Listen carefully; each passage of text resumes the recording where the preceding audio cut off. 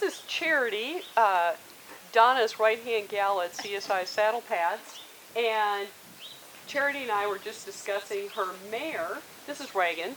She's an 8-year-old off-the-track thoroughbred. She's a rescue, and she's doing really well, but she is a very typical conformation of a lot of the Western performance speed event horses that are out there, barrel racing horses, rope horses that are thoroughbred and thoroughbred crosses. And in contrast to the Palomino mare of Donna's that we just looked at, this mare is very high and slim withered, and Donna's mare was very low withered and round and broad. So I thought these two horses would be perfect to help people see the difference in conformations and postures. We're going to place our stick here and look at Reagan's conformation. She's slightly uphill, which is ideal. You can see the negative space here.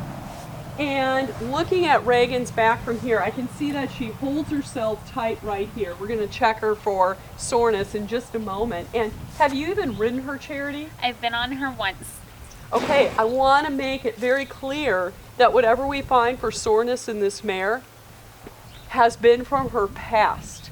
She's had maybe one foal that we know of, and so she's been resting in the pasture for a long period of time rehabbing. So we'll look at how much muscular stiffness she's got. So Charity, hold on to my stick. We're going to lift Reagan's butt. Her back just adjusted.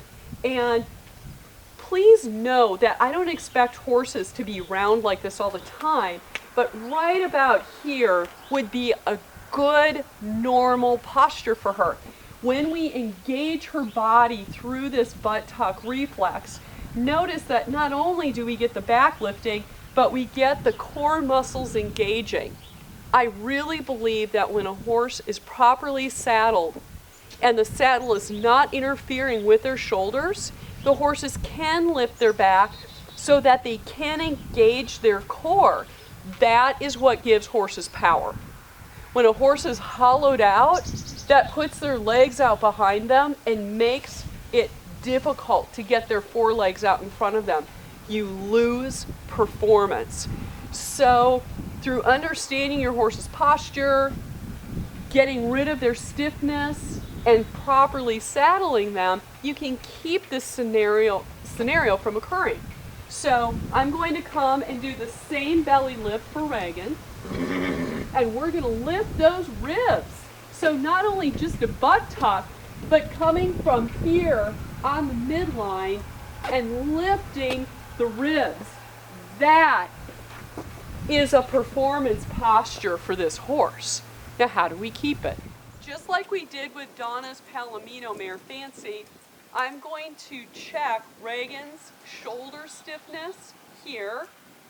I'm going to press into the long back muscles and pull up, and that is excessive tension.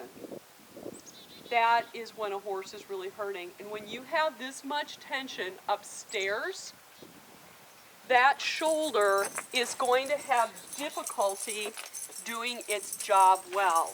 So as the horse goes to take a step forward, and she's stretching, sorry, okay, when they go to take a step forward, you can see the groove, the connection from here, behind the shoulder, and see the tension, and how that manifests itself all the way through the entire shoulder. As we bring you through this process, we're going to show you how important it is to protect this part of the horse's back, and that's exactly what a CSI Saddlepad does.